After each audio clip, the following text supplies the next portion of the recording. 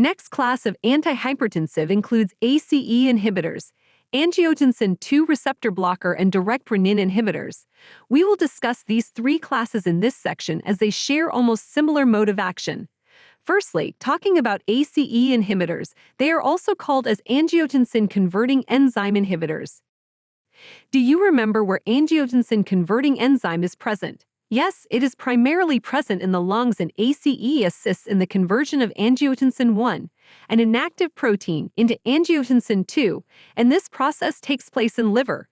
Then the byproduct angiotensin II is found in kidney for further mechanism to regulate normal blood pressure.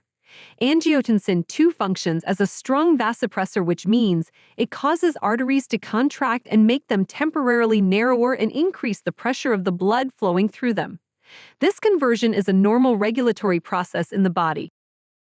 Whereas ACE inhibitors block the activity of angiotensin-converting enzyme and inhibit the conversion process. It will keep the blood vessels more dilated and lowers the blood pressure. Additionally, blockage of angiotensin II will reduce the secretion of aldosterone, hence decreasing sodium and water retention in the body. That's how it will reduce blood volume and alleviate the blood pressure. Moreover, there is another way through which ACE inhibitors cause vasodilation. It inhibits the breakdown of bradykinin and dilate the blood vessels. Bradykinin is actually a vasodilator. ACE inhibitors increase bradykinin levels by inhibiting its degradation, thus increasing its vasodilator effect that will lead to the lowering of blood pressure. The most commonly used ACE inhibitors include benzapril, captopril, enalapril, lisinopril, lisinopril, quinapril, ramipril. Let us talk about ARBs now. Angiotensin receptors are the sites where angiotensin II binds and induce sympathetic activity and increase blood pressure by constricting the blood vessels as well as increase aldosterone release. Angiotensin II receptor blockers, ARBs, are medications that block the action of angiotensin II by preventing angiotensin II from binding to angiotensin II receptors on the blood vessels. As a result, blood vessels enlarge or dilate, and blood pressure is reduced. They have similar properties to the ACE inhibitors, but do not cause cough, perhaps because they do not prevent bradykinin degradation. Because ACE inhibitor has side effect of dry cough, ARBs is an alternative option to consider.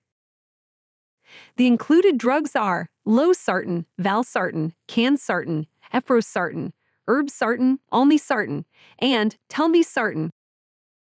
Let us head towards direct renin inhibitors. Renin is an enzyme that is secreted by the kidney. In the blood, renin acts on a protein known as angiotensinogen, resulting in the release of angiotensin I. Renin inhibitors bind to the active site of renin and inhibit the binding of renin to angiotensinogen, which is the rate-determining step of the RAS cascade. Consequently, renin inhibitors prevent the formation of angiotensin I and angiotensin II and leads to the dilation of blood vessels that will help in decreasing the blood pressure. It is very effective in lowering blood pressure as ACE inhibitors and ARBs. Drugs of this class includes aliskiren, enalkiren, and ramikiren.